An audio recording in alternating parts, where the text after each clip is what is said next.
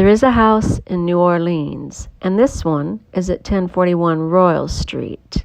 Let's go back to 1884, when records say E. Serge designed and built this fabulous home. Interestingly, it's nearly an exact replica of 1801 across the street, designed by Thomas Sully. It was a hardware store in the 1920s and 30s. That part of its history is still hinted at by the corner doorway in the building's front. It indicates its commercial use. Then, it became a dance hall in the 1940s, still with a corner door. It looks much the same as when built, mostly thanks to the care of the current homeowners. They've done a meticulous replacement of the roof, as well as a well-researched restoration of the balcony and parts of the home. One thing they did not replace is a second-story window that's been bricked over. That brings us to what makes most people feel this house is part of New Orleans lore. In 1904, as the legend goes, a man arrived in the city that seemed to be a twin of a man who much had been written about and spoken of. Who he was is a fascinating tale in and of itself, but I won't delve too deeply into that here. I'll leave links below in the description where you can find out more. However, it is said he was an immortal named the Count Saint Germaine, the Count of Revskovsky. Records say he was born in the 1600s and was a friend to many royals, including King Louis and Marie Antoinette. He even warned them of the French Revolution years before it happened. There were sightings of him by people who had been quite young upon first meeting him, running to him well later in life and at their old age. Yet he was unchanged. He always appeared to be in his early 40s. He was said to be an alchemist, a sorcerer, and by the time he arrived in the Crescent City, a vampire. His arrival in the city purportedly caused quite a stir 4 years after the turn of the 20th century. He called himself Jacques St Germaine, and he took up residence in the grand house at the corner of Ursulines and Royal in the heart of the French Quarter. He threw lavish parties and had copious amounts of money with no discernible source of income. People were enthralled and enchanted with his humor, his knowledge, and his good food.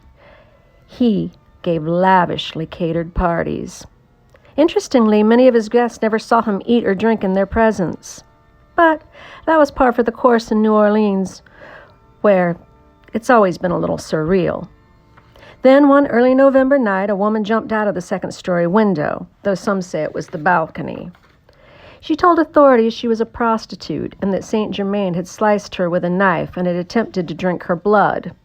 She said she broke away and made a mad dash through the window, or off the balcony, depending who you listened to, for her escape. The police, skeptical, went into the house to get St. Germain's side of the story. What they found, and did not find, was very telling. They did not find Jacques. He had fled. They also did not find one single morsel of food or drink in that home. What they did find was bloodstains under the elaborate carpets, an extensive and elaborate library, and wine bottles filled with blood.